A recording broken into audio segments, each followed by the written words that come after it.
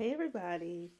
So I wanted to get on here and talk about a movie I saw, a documentary I saw last night that was not premiering, it was a showing at a school. And, I had some of my students come, and it was called The Rebellious Life of Rosa Parks. And, history teachers and people who really study history hate movies. Documentaries are always iffy. But when I tell you that I think that this documentary was actually very well done, and the black woman who directed it was coming to speak, that's why I thought it was important. And the level of depth of even the things I thought I knew already about Rosa Parks, even being a sexual assault um, advocate of survivors of sexual assault, so on and so forth. After the Montgomery bus boycott, the level of work she did, her migration to Detroit, the level of poverty she endured, the lack of support she got from black men, her support for very radical people like Robert F. Williams in North Carolina and Malcolm X was really mind blowing. So I just want to tell you that it's rare that I suggest something historical. I usually go in on it so hard. I can't wait to watch it again. It's on Peacock. I don't even have Peacock, but I'm gonna get it. Um, just to be able to watch it with my mother this weekend. Um, it will really not only change your mind about Rosa Parks, but it gives a whole new lens on the kind of endurance black women had in the movement, their contributions, and it leaves you wondering what else we don't know. And if there's one thing I'm committed to, it is studying black history holistically, continuing to read and read and read and discover as much as I can to teach as much as I can. It's called The Rebellious Life of Rosa Parks. You can stream it on Peacock.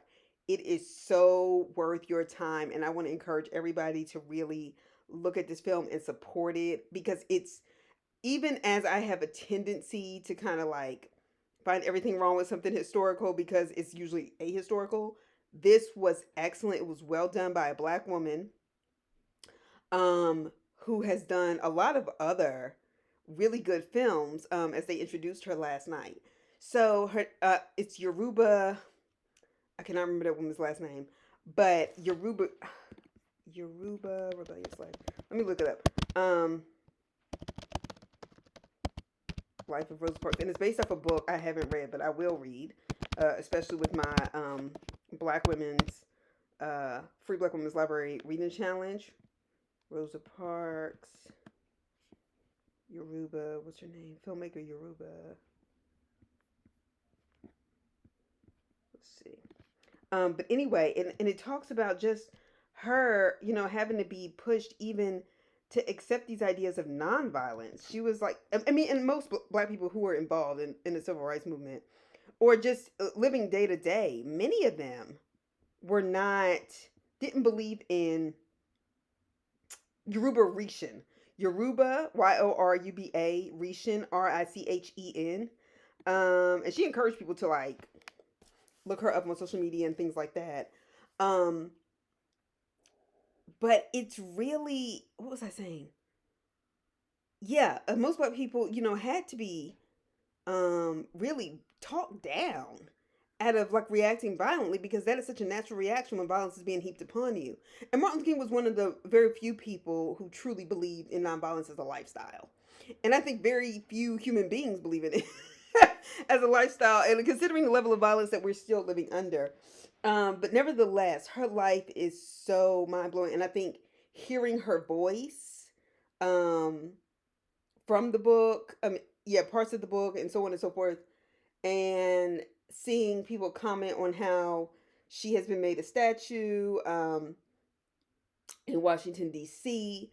But the same day they put that up, the Supreme Court was gutting, the Voting Rights Act. I mean, it was really well done.